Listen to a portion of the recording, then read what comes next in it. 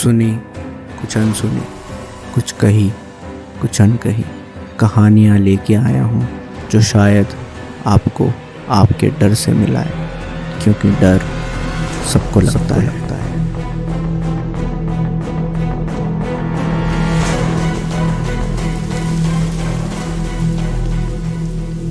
उस शाम बहुत बारिश हो रही थी, पर रॉय को जल्दी से जल्दी अपने घर से निकलकर हॉस्पिटल पहुंचना था। इसलिए वो अपने घर से निकलता है और अपनी गाड़ी में बैठता है। जैसे ही रॉय अपनी गाड़ी शुरू करने वाला होता है, उसे अपने दोस्त करण का फ़ोन आता है। रॉय फ़ोन उठाता है और उसका दोस्त उस तरफ से कहता है, रॉय, तुझे विनय के बारे में पता चला? इसका जवाब रॉय देता है। वो कहता है, हाँ भाई, पता चला और मैं हॉस्पिटल ही पहुंच रहा हूँ। तू कहाँ है? करण कहता है, मैं हॉस्पिटल में हूँ भाई, तू जल्दी आ जा। इसकी हालत बहुत ख़राब है और ऊपर से ये पागल हो गया है, बहकी बहकी बातें कर रहा है। इससे बोला भी नहीं जा रहा, फिर भी बोले जा रहा है। जैसे ही इसने मुझे देखा, ये बोल रहा है वो हाईवे, वो आ गए, वो सब आ गए। अब तू ही बता मैं क्या बोलूँ, क्या समझाऊँ इसके माता पिता को? मुझे कुछ समझ नहीं आ रहा है, तो प्लीज़ जल्दी आ जा। ये सब सुन के रॉय कहता है, हाँ भाई, तू टेंशन मत ले, मैं आ रहा हूँ, मैं बस निकल ही गया हूँ, मैं आ रहा हूँ। ये बोल के रॉय जल्दी से अपनी गाड़ी शुरू करता है और हॉस्पिटल की तरफ निकल जाता है। विनय रॉय और करण का पुराना दोस्त होता है। ये तीनों कॉलेज के समय से ही दोस्त होते हैं और आज सुबह विनय का एक एक्सीडेंट हो जाता है, जिसमें कोई ट्रक विनय की गाड़ी को टक्कर मार देता है।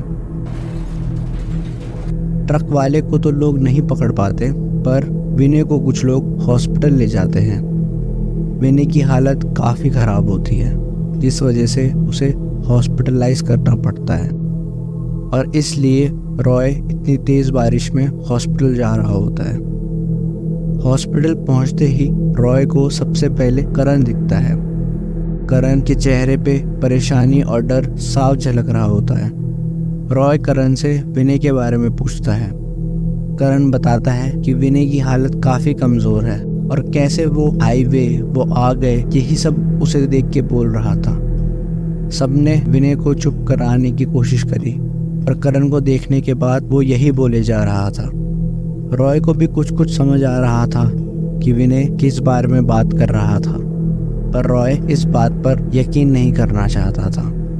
ये सब चल ही रहा होता है कि करण बोलता है, ये क्या हो रहा है भाई? पहले निशांत और अब विनय, ये क्या हो रहा है भाई?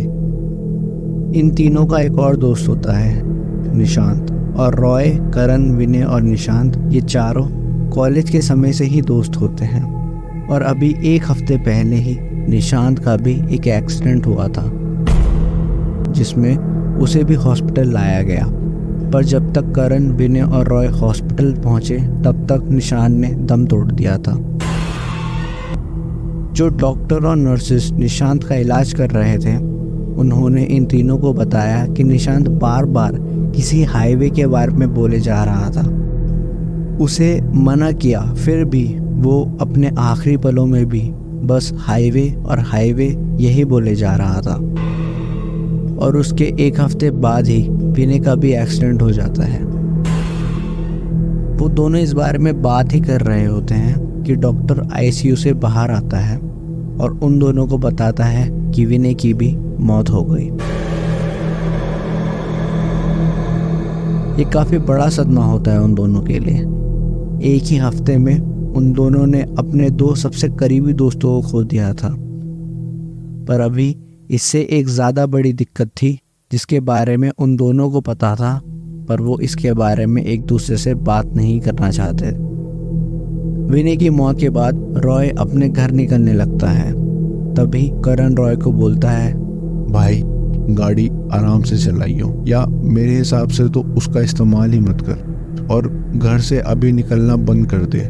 रोड पे और खासकर हाईवे में मत निकल। तुझे पता है मैं किस बारे में बात कर रहा हूँ। मुझे पता है तो इन सब में नहीं मानता, पर अब जो है सो है। रॉय करण को गुस्से से देखता है पर यह बात तो सच थी कि इस बात का जवाब रॉय के पास भी नहीं था। अगले दिन करण रॉय को फ़ोन करता है क्योंकि उन दोनों को विनय के दाह संस्कार में जाना होता है। वहाँ पे पहुँचने के बाद वो रॉय को फ़ोन करता है। रॉय फ़ोन उठाता है और वो गाड़ी चला रहा होता है। जैसे ही करण ये सुनता है, करण रॉय पे चिल्ला पड़ता है। वो उसे कहता है, तुझे मना किया था ना मैंने, तो क्यों नहीं सुनता? तुझे सब पता है फिर भी तू क्यों नहीं सुनता? करण की ये बात ख़त्म भी नहीं हुई होती कि करण को फ़ोन के दूसरी तरफ से ये आवाज़ आती है कि जैसे रॉय का भी एक एक्सीडेंट हो गया हो।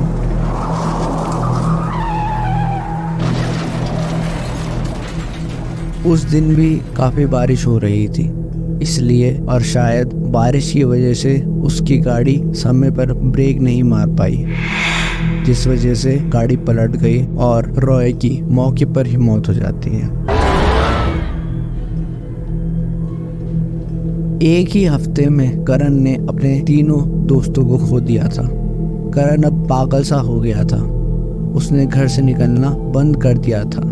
वो अपने सारे काम घर से ही करता था। उसे अब अपनी गाड़ी से डर लगता था। उसे अब रोड से डर लगता था। उसे अब हाईवे से डर लगता था, क्योंकि उसे पता था कि अब अगली बारी उसकी है। करीब करीब 5 साल पहले की बात है, जब निशांत, विनय, करण और रॉय इनका आखिरी साल चल रहा था अपने कॉलेज में। रैगिंग और जूनियरों को मारना पीटना उनके लिए आम बात थी और उनसे कुछ भी बोलने से पहले लोग 2 बार सोचते थे। उनका पूरा साल यही गुंडागर्दी करते करते निकल गया। फिर आई फेयरवेल वाली रात, जहां उन चारों ने सबसे ज़्यादा पी ली थी। पर फेयरवेल ख़त्म होने के बाद ये चारों गाड़ी में बैठे हैं। गाड़ी निशान चला रहा होता है और शायद सबसे ज़्यादा उसने ही पी होती है। उसके बगल में विनय बैठा होता है और पीछे रॉय और करण बैठे होते हैं। शहर से निकलने के लिए ये हाईवे लेते हैं और इनकी गाड़ी हवा से बातें कर रही होती है, पर इनको इस बात का कोई अंदाज़ा नहीं होता। ये लोग नशे की हालत में हाईवे पर गाड़ी भगा रहे होते हैं। उसी रात उदय और शालिनी एक फिल्म के लेट नाइट शो से घर वापस आ रहे होते हैं और शालिनी 4 महीने प्रेग्नेंट होती है। वो फिल्म के बारे में डिस्कस ही कर रहे होते हैं कि एक रॉन्ग साइड से एक गाड़ी आती है और उनको काफ़ी तेज टक्कर मारती है। टक्कर इतनी तेज होती है कि शालिनी, जो उदय की बाइक के पीछे बैठी होती है, वो काफ़ी दूर जाके गिरती है और उसकी और उसके आने वाले बच्चे की मौके पर ही मौत हो जाती है। उदय को भी काफ़ी लगती है, उसे काफ़ी चोटें आती है, पर वो उस समय मरता नहीं है। वो दर्द से चीख रहा होता है और वो गाड़ी जो उन्हें टक्कर मारती है उसमें वो चारों ही होते हैं। वो चारों अपनी गाड़ी से बाहर निकलते हैं। गाड़ी के एयरबैग्स की वजह से उनको कुछ नहीं होता, पर जब वो अपने बाहर का नज़ारा देखते हैं तो उनकी सारी शराब उतर जाती है। करण उदय को देखकर उसकी मदद करने के लिए भी बोलता है, पर ये तीनों वहाँ से भागना चाहते थे, क्योंकि एक तो दारू पी के वो लोग गाड़ी चला रहे थे, ऊपर से कॉलेज के स्टूडेंट। अगर इसके बारे में किसी को भी पता चल जाता तो उनका करियर हमेशा हमेशा के लिए ख़त्म हो जाता और वो ये किसी भी हालत में नहीं होने देना चाहते थे। इसलिए वो तीनों करण को भी मनाते हैं और गाड़ी में बैठ के वहाँ से भागने लगते हैं।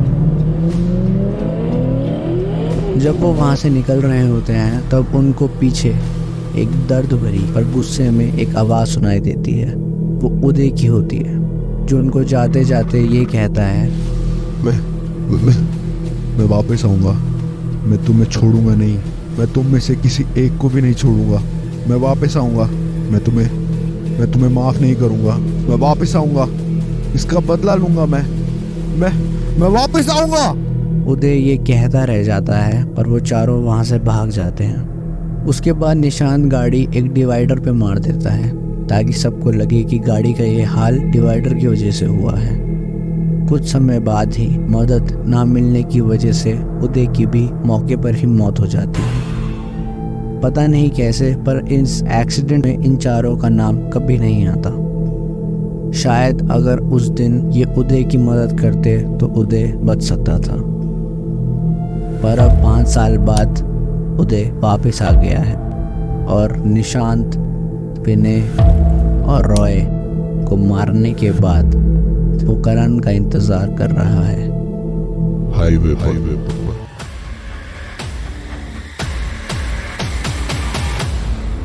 आप सुन रहे थे डर सबको लगता है।